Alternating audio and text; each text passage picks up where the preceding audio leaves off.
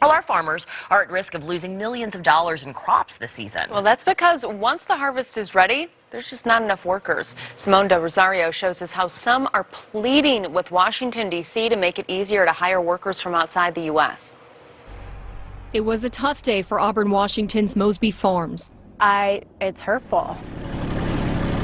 The day they disked 20 acres of zucchini back into the ground. What could have been a stellar season, I can say was probably not. A $100,000 loss for this first-generation farm, Rosella Mosby says, because they didn't have the workers to pick it. They were missing more than a fifth of their workforce. We definitely depended on walk-ins, and I would say the last year and a half, our walk-ins are probably half of what they were. This year, Mosby is worried the worker shortage will be even worse. Anybody who wants a job can get a job, and agriculture is not always the first choice. In King County, the Mosbys are competing with jobs in warehouses and construction. How much are you paying your workers? We pay them above minimum wage. It all depends on what they do. They even offer hourly bonuses for workers who stay through the season. But fewer domestic workers are signing up, and migrant workers are dropping off too. Tighter borders and the Trump administration's talk on immigration play a part, but it's not the whole story. We had an agricultural labor issue long before this administration. According to the Pew Research Center, from 2009 to 2014, 1 million people left the U.S. to return to Mexico, outpacing the number of Mexican immigrants trying to come in. Without domestic workers to take their place, it's the local farmers who feed us who are suffering. Agriculture needs a stable, verifiable work source, period.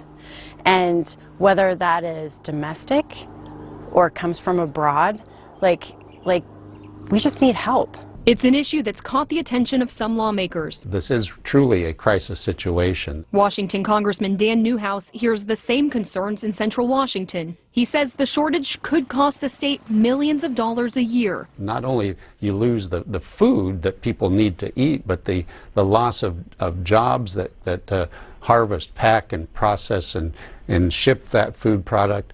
And the income to every step along the way. Congressman Newhouse is behind the push to streamline a program that's meant to be a lifeline for farm worker shortages. H-2A visas are for temporary agriculture workers, but applying for help is cumbersome. It involves 4 federal agencies and then additional state requirements. Newhouse's amendment would create one online portal. But even if applying gets easier, the cost of hosting these workers will keep farms like Mosby's out of the mix. Under H-2A, farmers are forced to pay a higher wage and provide housing, meals, and transportation. Once you add in housing and their travel expenses, it just becomes so much more than you can afford. Mosby hopes reforms to H-2A come soon. Until then, she says they'll run lean. And she's approaching every immigrant, refugee, and youth work program for help. The new normal for you is going out and begging for people to come work for you. Yeah. Well, keeping our fingers crossed and saying a lot of prayers. In Auburn, Simone del Rosario, Q13 News.